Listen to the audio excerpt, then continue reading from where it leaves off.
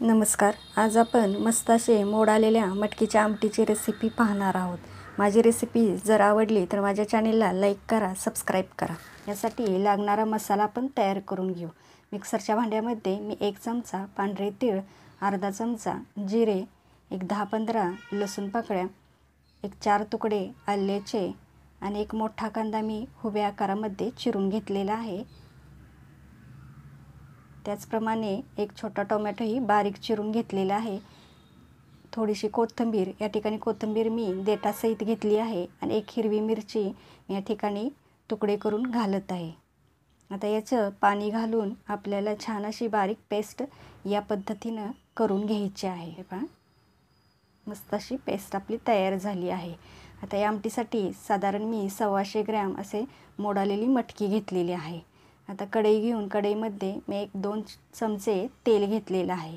या ठिकाणी तेल कमी असल्यामुळं आपण हे कढईला या पद्धतीनं पसरून घेऊ. थोडं तेल गरम झालं की याच्यामध्ये आपल्याला ही मटकी टाकून छान अशी भाजून घ्यायची आहे. अगदी वास येईपर्यंत आपल्याला ही मटकी परतून घ्यायची आहे. या ठिकाणी आपल्याला गॅस छोटाच ठेवायचा आहे आणि छोट्या गॅसवरतीच ही मटकी भाजून घ्यायची आहे. जशी जशी भाजत जाईल तशी तशी ही मटकीसुद्धा छान अशी मऊ पडत जाते आणि अगदी मस्त असा ह्याचा वाससुद्धा यायला लागतो. हे पहा, अगदी मस्त असा याचा वास सुटला आहे आणि मटकी छान अशी मऊही झाली आहे. आपल्याला इतपत ही मटकी भाजून घ्यायची आहे. आता ही भाजलेली मटकी आपण एका प्लेटमध्ये काढून घेऊ. या ठिकाणी दुसरी कढई घेऊन कढईमध्ये मी एक 5 ते 6 चमचे तेल घेतलेलं आहे. तेल तुमच्या आवडीनुसार कमी जास्त करू शकता. तेल थोडं गरम झालं की याच्यामध्ये मी 2 तमालपत्र, एक दालचिनीचा तुकडा, एक मोठी वेलची आणि थोडासा कढीपत्ता या ठिकाणी घालून घेत आहे. हे छान आपल्याला असं तडतडू द्यायचं आहे आणि हे तडतडल्यानंतर याच्यामध्ये आपण तयार केलेली ही मसाल्याची पेस्ट आपल्याला घालून घ्यायची आहे.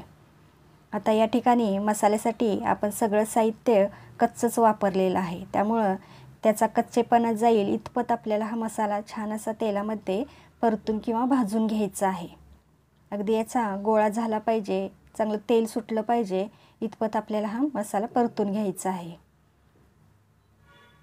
जितका आपला मसाला छान भाजला जाईल तितकं भाजीला चवही छान येणार आहे आणि अगदी भाजीला तरीही छान येणार आहे.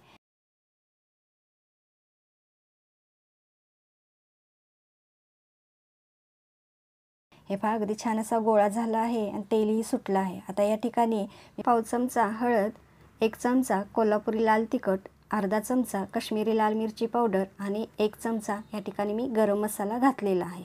आता हे आपल्याला ह्या तेलासोबत, ह्या मसाल्यासोबत 1-2 मिनिट छान असं हे परतून घेऊ.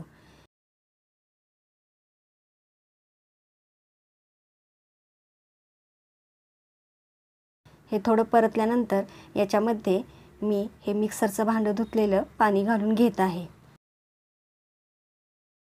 आपल्याला या ठिकाणी अजून 1-2 मिनिट हा मसालाही छान असा परतून घ्यायचा आहे. मस्त असा मसाला आपला परतला गेला आहे. आता या ठिकाणी मी थोडीशी बारीक चिरलेली कोथिंबीर घातली आहे आणि त्याच्यासोबतच आपल्याला ही भाजून घेतलेली आता मटकी घालून घ्यायची आहे आणि हे छान असं आता मिक्स करून घ्यायचं आहे. या ठिकाणी तुम्ही एखादा छोटासा बटाटाही बारीक चिरून यामध्ये घातला तर अजून टेस्ट छान येते.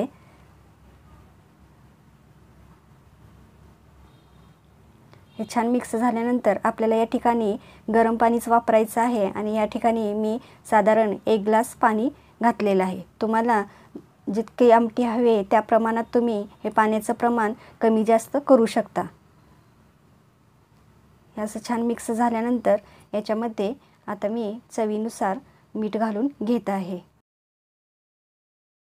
आणि आपल्याला ही आमटी किंवा ही मटकी अगदी छान मंद गॅसवरती एक 10-15 मिनटं झाकण ठेवून छान अशी शिजवून घ्यायची आहे. ही आमटी एकदा नक्की करून पहा, खूप छान लागते आणि याच्यामध्ये फरसाण आणि कांदा कोथिंबीर घातली तर ऐनवेळी झटपट अशी आपली मिसळही तयार होते.